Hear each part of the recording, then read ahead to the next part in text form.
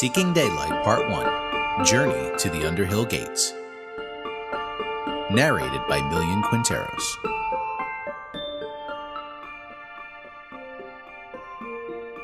Chapter 1 A Fine Holiday. Just beyond the small town of Hinsdale, and far atop Pebble Hill, Louis Witherspoon stood at his dormitory window, watching the procession below. One by one, the parade of dark-colored cars entered through iron gates and up the cobblestone drive to retrieve their children. Soon his fellow students would arrive home to cakes, pies, and holiday gifts. Louis could only imagine such things. He pressed his thumb to his teeth, then noticed the nervous habit and stopped himself. This will be a fine holiday. Not a holiday like you might imagine with the turkey and trimmings or gifts gathered under a tree, but one free of the posturing and pretending that he had often felt was necessary to fit in, even if it was not through any fault of his own. He remembered the glossy Hinsdale Academy brochure his mother had first shown him. Across the front there was a boy wearing a navy sport coat with a freshly pressed shirt and blue and red striped tie. The boy's mother was patting her son on the shoulder while he simultaneously cracked a perfectly white smile toward his presumably proud father. At the bottom were just 4 bolded words: learning today, leading tomorrow. What a load of crap. He imagined his mother must have thought the same deep down. But when Grandpa Andy presented her with the opportunity to send Louis away to attend Hinsdale, she gladly accepted. It was the best she could do for her son, even if that had meant that she would have to watch him grow up through the letters he wrote her instead of from up close. Louis's small dormitory would have to do for this holiday, and every other day for that matter. His only escape was to spend a few of these days during winter recess with his Grandpa Andy at his cozy and cluttered home in the village below. There he could try to forget about school some and stay up too late listening to his grandpa tell corny jokes or talk about the adventures he had as a younger man during the war. Truthfully, that suited Louis just fine. Perhaps he might tag along with Grandpa Andy as he cleaned the school's many rooms before the students returned. Sometimes Louis would help by emptying the garbage cans or banging the chalk dust from the erasers. He didn't mind. He could sneak away for a bit to explore all the little nooks and passages that could be found throughout the old stone school, if you knew where to look for them. On especially good days, Grandpa Andy would pull from his pocket a massive ring of equally giant brass keys, the type an old-time jailer might have had, and let Louis try to figure out which ones went with which locks. There was a key for every single door in the school, no matter if a classroom or closet, and quite a few keys Louis had never found a lock for. Not yet. The key to the basement storeroom was Louis's favorite, and he knew its shape by heart. It opened the gigantic wooden door all the way at the bottom of the back stairwell. The massive door led to a wonderful place, filled with old library books, globes, maps, microscopes, and test tubes. Louis could do as he chose there, so long as he was careful not to break anything. Yes, this was going to be a fine holiday. One way or another, he would make sure of it. He wouldn't stand to give his classmates the satisfaction of it being otherwise. He had caught himself pressing his thumb to his teeth again when a knock came on the door to Louis's room. Grandpa Andy in his familiar dark coveralls poked his head just inside. "You there, kiddo? Is it all right if I come in? Are you decent?" Louis didn't particularly like being called kiddo. He cringed a little when his teachers sometimes referred to him that way, but he minded a bit less when Grandpa Andy used it in his own endearing tone. "I'm going to get out of here a bit early today, I think.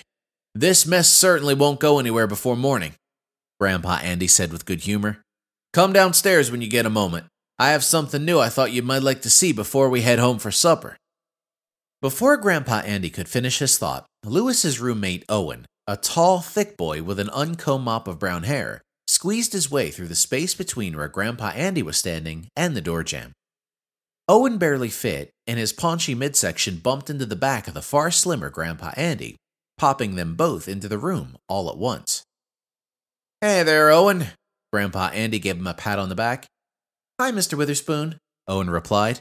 "Alrighty then. I have a few things to finish up, kiddo, but I'll see you in a bit. Say 20 minutes? Before Louis could respond with an appreciative nod or smile, Grandpa Andy had disappeared into the hall beyond the doorway. He always had a knack for leaving mid-conversation before he had wasted too much of your time with niceties or salutations. Owen lumbered over to a large pillow situated by a bookshelf on the floor and plopped himself down with a thud.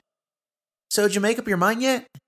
He chose a book from the bottom shelf, flipping through until a picture caught his eye somewhere towards the middle. I don't think so. Mom's not too big on the whole holiday thing since Dad left," said Lewis, fighting to get the zipper closed on his backpack. "Well, you should stop by for dinner one of these nights since you're sticking around this horrible place. You know how Ma is.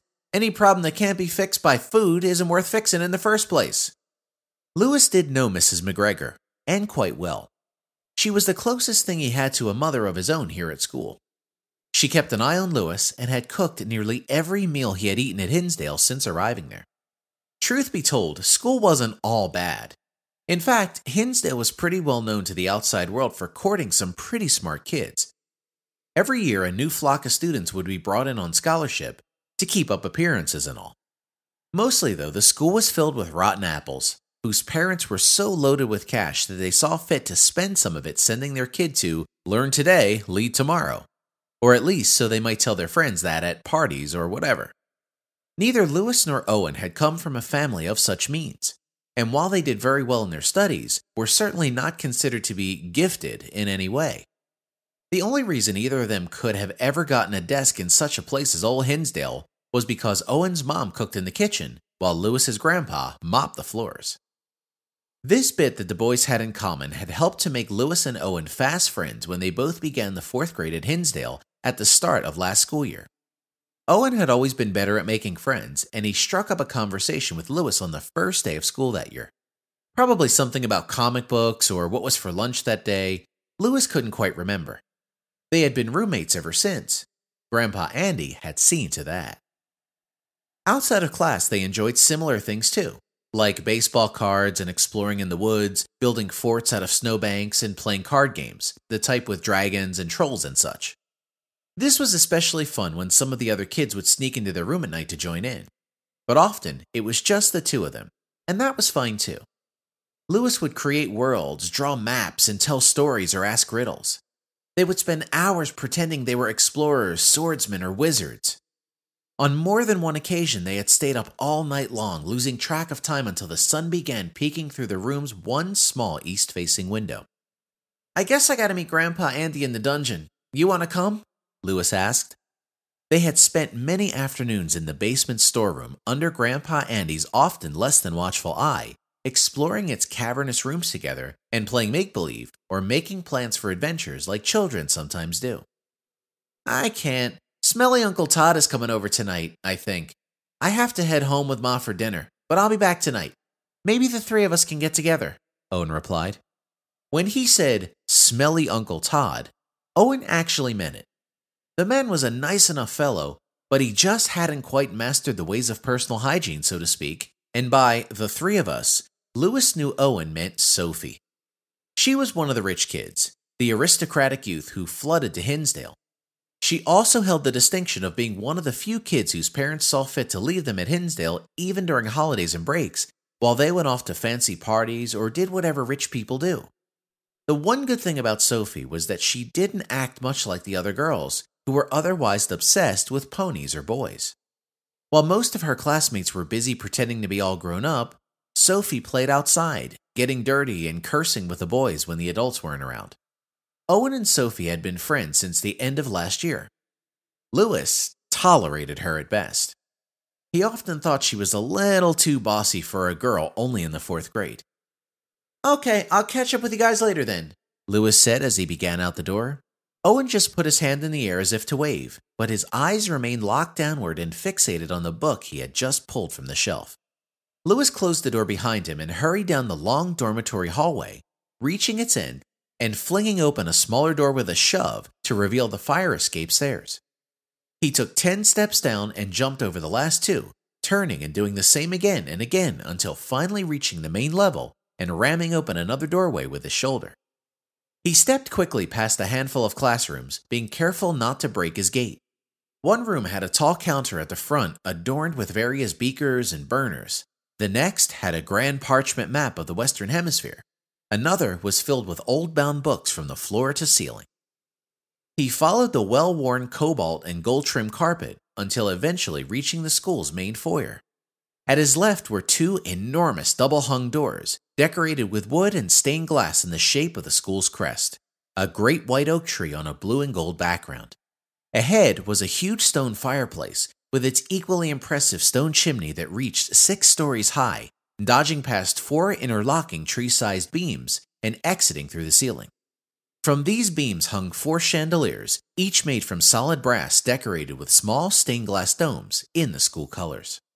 Lewis stepped to his right and entered through another, much smaller wooden plank door across from the main entrance and on the far end of the foyer. He yanked it open and ran down 3 more flights of stairs.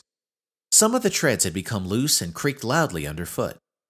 The final door, left slightly ajar, was huge and heavy, but rather modest looking. It was a door that no one important was ever expected to see. Despite this, it was Lewis's favorite in all of the school grounds. Not because of its small porthole window or the old heavy brass lock set that had been probably there since the school was constructed, but because of what peculiar things could be found just beyond it. Lewis slowly reached for the knob. It felt familiar in his hand, slightly out of round in some spots, but completely flat in others.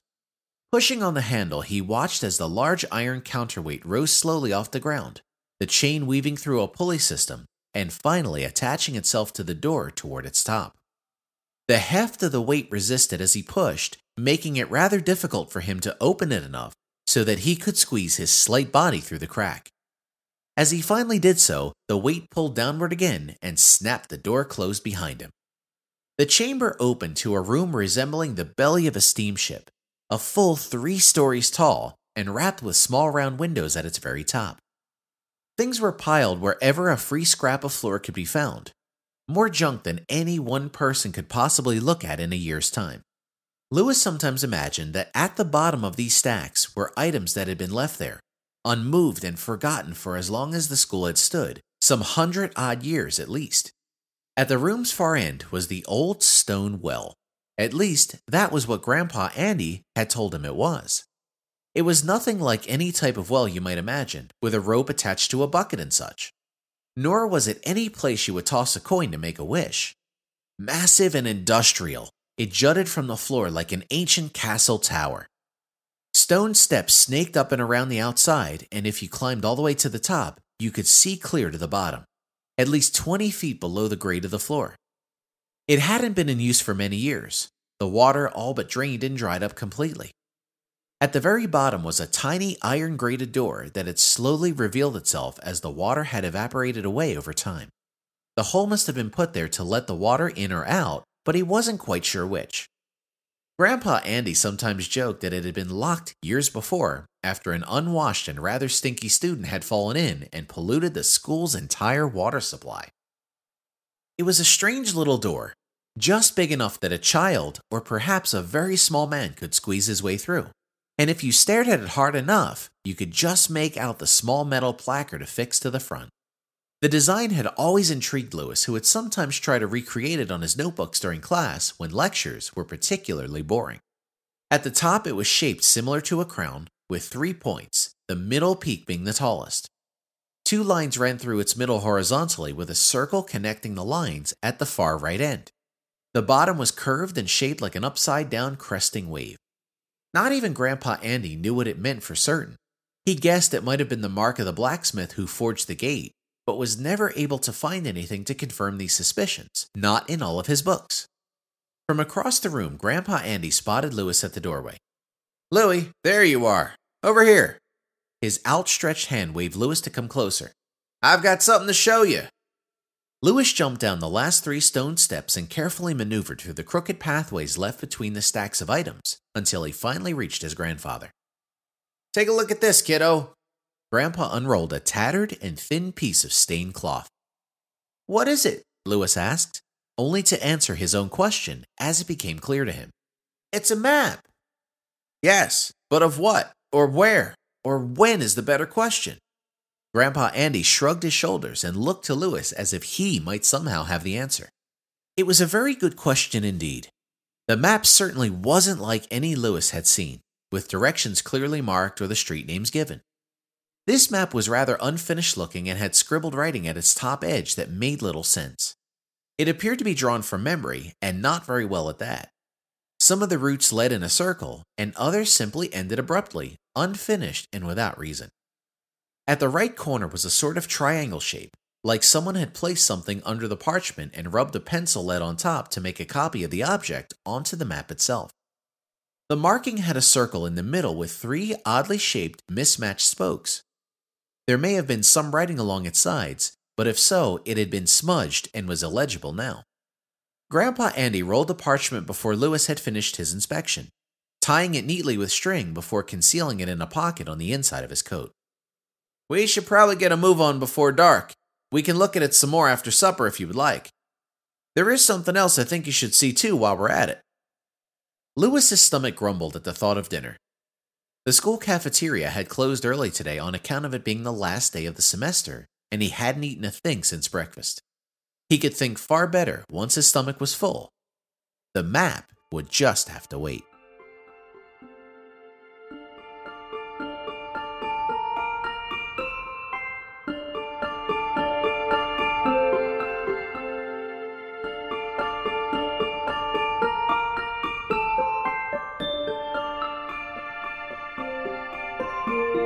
Can't wait to find out what happens next?